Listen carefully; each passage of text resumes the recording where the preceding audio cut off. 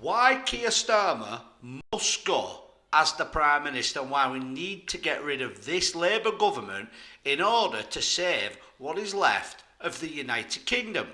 And I'm going to go through a list of what Starmer's done in only 5 months as Prime Minister. But then I'm going to tell you why we don't want rid of him just yet. So first of all, what did Starmer do 5 months ago when he became Prime Minister? He released 80,000 illegal migrants, basically giving them immunity and released them into the affordable renting that our families so desperately need. Then he let tens of thousands of prisoners go from prison. And what happened with a lot of those spaces? People who put mean tweets or did mean videos got put in them places. And then we had, and this in my opinion is the worst thing Keir Starmer has done, they lied about the £21 million black hole, claiming that the Conservatives, which I've no time for either, had lied about £21 billion and they didn't know about it. Now obviously this is a lie. Every party gets the figures before releasing a manifesto. But what did they do? They claimed they needed to find £21 billion, so they took £1 billion off our old age pensioners who are struggling to heat their houses, knowing that gas and electric was going to go up yet again. So they cut £1 million, but then gave £12 billion in pay rises for junior doctors and train drivers that are on 60-something thousand pound a year get a pay rise, while pensioners on 12,000 pound a year don't get the £300 winter fuel payment. They claimed the £1 million black hole, but then gave Ed Miliband £20 billion for his lie, his green lie of carbon capture. They then attacked the farmers, which were seeing massive protest. The one group of people you don't want to attack. And what did they do? They've took away the free inheritance tax. When you pass your farm down to your family members, you don't get taxed. The idea of that is so the family carry on growing food for the country. The government claim that this is only for farms that are worth £4 million, but you listen to Farmers Union, it's not. It's for farms that are worth £1 million. Most farms, if you include their agricultural land, are worth more than £1 million. It doesn't mean the farmers have money. So what are the children of the farmers going to do when they get these massive bills of hundreds of thousands of pounds? They're not going to have that money. They're going to sell the farm. And the people who are going to buy the farm are going to be millionaires, footballers, people like that who want the big buildings and the land. Nothing against them wanting that, but I want farmers who make our food. He then claimed at the general election he wouldn't put people's national insurance up. So what did he do? He said he wouldn't do it to working people. He put it to the small and medium business owners. Of course they're working people. Some of these people have 2 or 3 workers. I spoke to a gentleman the other day who's an engineer. He has one guy work for him. Part-time he needs somebody, but he pays this person a full week's wage on minimum wage.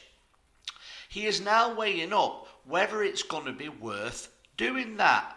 The doctors, who was happy for a minute because they had the pay rise, are now complaining that they're going to have to take hours away and to see less patients because they're private companies. He has put their national insurance up. He claimed he was going to get growth. Every expert and the dog now is saying that Keir Starmer's plans are not going to bring growth. They're going to raise unemployment up because a lot of these businesses are now going to have to make cuts to the working people that Keir Starmer promised he would look after. And the worst bit is Keir Starmer knows exactly what he is doing. He claims that we're going to do these tough times so things get better, but again, all the experts are telling him, the same experts that he relied on for advice when he was running up to the general election, even they're panicking now and they're telling Keir Starmer that he needs to pull back. But there's a problem, and I said this in many videos before. Keir Starmer was handpicked by people far more powerful than himself to be Prime Minister. He's been put in place to pull off an agenda that will see the working people of the United Kingdom go to such depths of poverty that we probably will never recover. So with all that being said, why am I saying it's not time to get rid of Keir Starmer? And it's simple. Keir Starmer at the moment holds a majority. He only has 400 and something MPs out of 650, thereabouts. The Conservatives in second place have 120 MPs.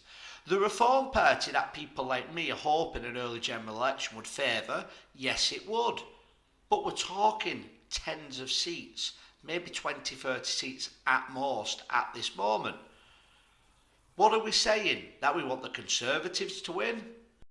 This is the same Conservative Party that Kevin Bacon is now backing to basically start war with Russia, a nuclear power 10, 20, 30 times more powerful than the United Kingdom, who has just cut £500 million, £500 million, off our defence, even though we're claiming that we are going to take Russia on. This is the same Conservative Party that hasn't cared about working people for the last 14 years. And let's be honest, they may be better than Labour, but they're not going to win enough seats to beat Labour. So what you'll see an increase in the Conservatives, an increase in the Reform, and an increase in the Lib Dems. But at this moment, unfortunately, the Labour Party would lose around 80, 90 seats, which would be great, but they would still hold a slight majority in Parliament. If we are to wait 6 to 12 months, I believe that Keir Starmer won't be Prime Minister because the party will get rid of him. And that is when you will see just how radical the Labour Party really is. Because as much as I've slated Keir Starmer is not the worst in the Labour Party. His Deputy Prime Minister is a lot worse than he is. We're talking about as left-wing as you can get when it comes to Angela Rayner. And if she takes over as leader, the Labour Party truly, truly will be finished. We will see transgender issues come right to the top of politics. LGBT, who I have no problem with people being gay or bisexual or trans for that matter. But it's not something that I really think about on a day-to-day basis. You will see that right at the top of every agenda. Everything will be virtue signalling with no policy at all that will ever benefit us. So what about Rachel Reeves? Could she do any better?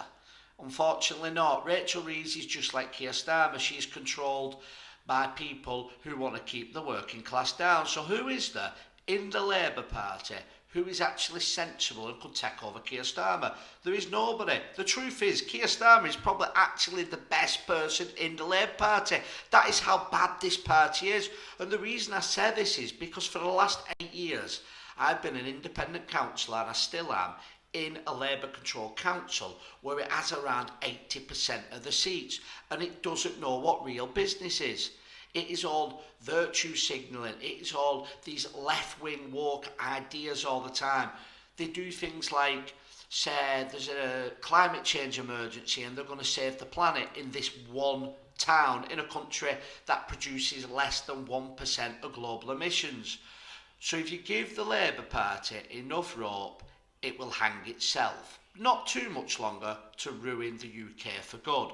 But unfortunately, I don't think we would possibly have a reform government at this moment in time, but 6 to 12 months with a new leader which will weaken the Labour Party. It will now have an unelected leader just like Richie Sunak, just like Gordon Brown. The list goes on and on. So it's going to be interesting because 2 million people have signed a petition. It is the fastest growing petition in UK history, more popular than anything the left have ever done. And what's ironic, I've just done a video about how the left get stuff done because they're louder than the rest of people. But we've just seen that many millions of people are so upset with this Labour government that they've actually gone out of the way to sign a petition to get rid of Keir Starmer. The writing is on the wall. We've seen it in the United States of America, and now we're going to see it in the United Kingdom, but we're going to have to be patient. Keep the petition going. Keep the pressure on Starmer so the Labour Party get rid of him, and then it will be time for a new early general election because they will be unelected, and that may be the time that we see the Reform Party led by Nigel Farage possibly get into government. Please let me know what you think about the petition.